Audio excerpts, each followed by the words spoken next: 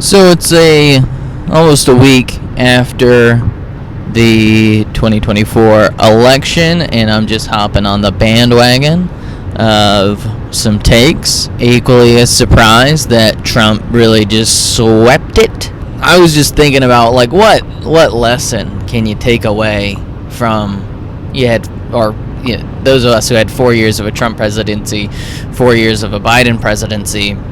Is there any slice of comfort that you would give somebody fearing this new administration?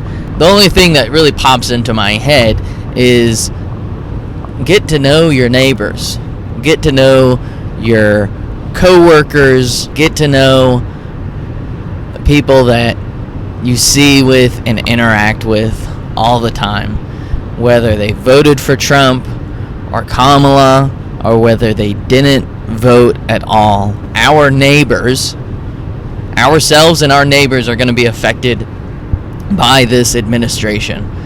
So it's going to be helpful to know who has family members who might be deported, who's going to be affected by that, who's going to emotionally be affected by that, who's going to be affected by laws on abortion, who's going to be affected by the war in Israel and Palestine and the war in Ukraine, who has somebody enlisted into the army who could be affected by us intervening into it, tax laws, whatever. Get to know your neighbors and see what's going on and see how you can help out, whether that's being boots on the ground or calling your House of Representatives, local representatives, whatever, or just being a listening ear and talking about what you agree on, talking about what you disagree on, just sharing your heart, sharing your concerns, and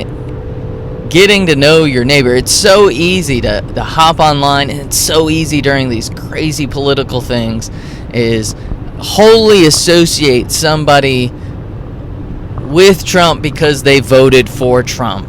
And it's like, as hard as you might believe, there is nuance in there. And there are people who love me and support me who voted for Trump, and I didn't vote for him nor support him at all.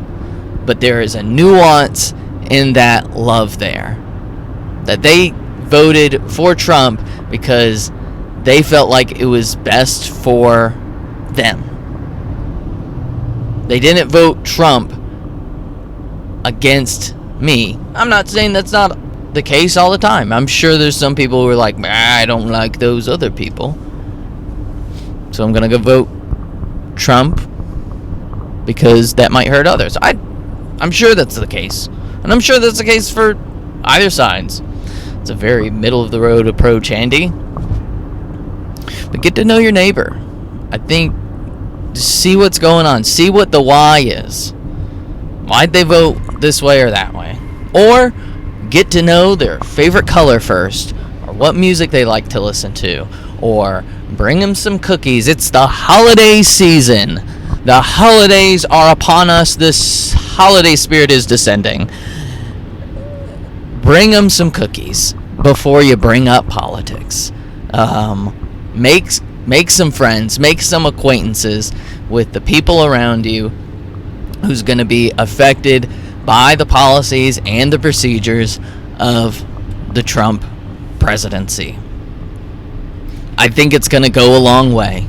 Is it a solution, a macro solution? No, but it's a micro solution on your street, in your apartment complex, to see what needs to be done and how you can support going forward. Get to know your neighbor. I need to get to know my neighbors more. I need to find a holiday cookie recipe to share with my neighbors. Make cookies to share with my neighbors. Alright. This has been Car Talk with a Microphone, Episode 1. Bye-bye.